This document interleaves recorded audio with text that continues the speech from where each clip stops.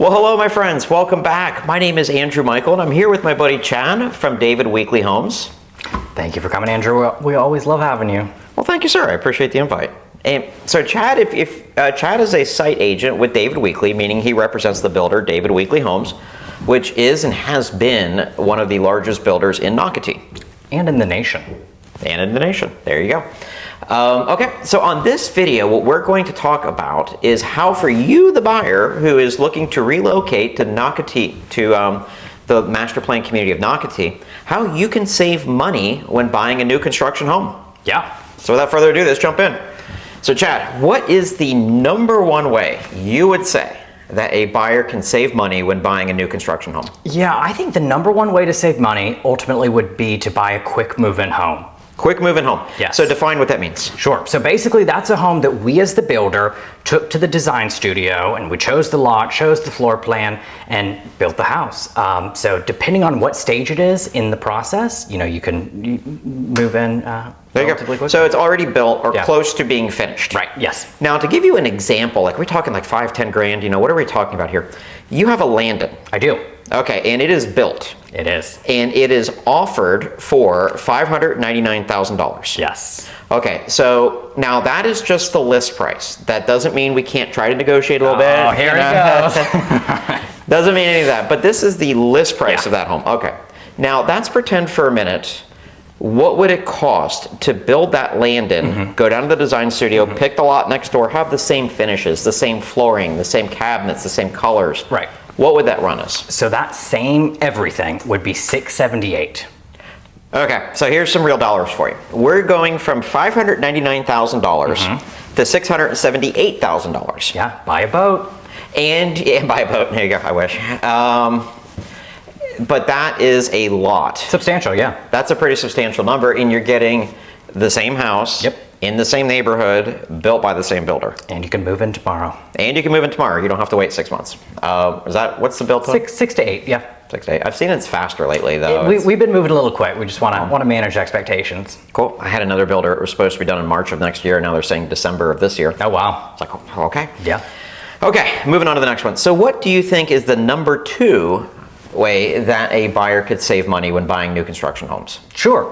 Ultimately, you can choose you have the ability to choose in the design center how much you want to spend. Okay. So if you really want to have all the bells and whistles, you are welcome to do that. Or if you want to keep it a little more standard, you are also welcome to do that as well. Typically, we see buyers spend between 9 to 11% at the design center, but that's entirely up to the buyer. Sure.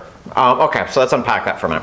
The advice that I give, now again, even though we have the same license and do similar jobs, Chad works for a builder where I work for buyers and sellers, but in this case, buyers coming in, buying new construction or resales. So my advice to buyers is there are some things that you definitely want the builder to do.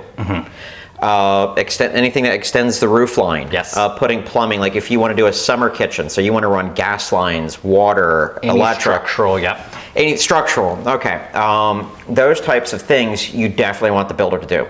Other things, it depends. So, okay, like for instance, if we want to put a summer kitchen on the lanai, we would definitely want David Weekly to put the plumbing there for the water, the gas, the electric. But whether or not we wanted to hire David Weekly to do the summer kitchen or want to do it ourselves afterwards, whether that's a cost saving or not, that's another. Yeah, and then that's where you'd be able to advise your client on the best way. Cool. But that's just one thing I want to point out. The other thing is swimming pools is a big one. You do sell swimming pool packages. We do. With your home. But here's something to consider too. I'm not saying it is. It may be less expensive to do it after the fact if the builder did the plumbing. But here's a problem. Number one, if you're getting financing, you're going to want to, if you want to roll the cost of that pool into the financing, you're going to need the builder to do it. Yes.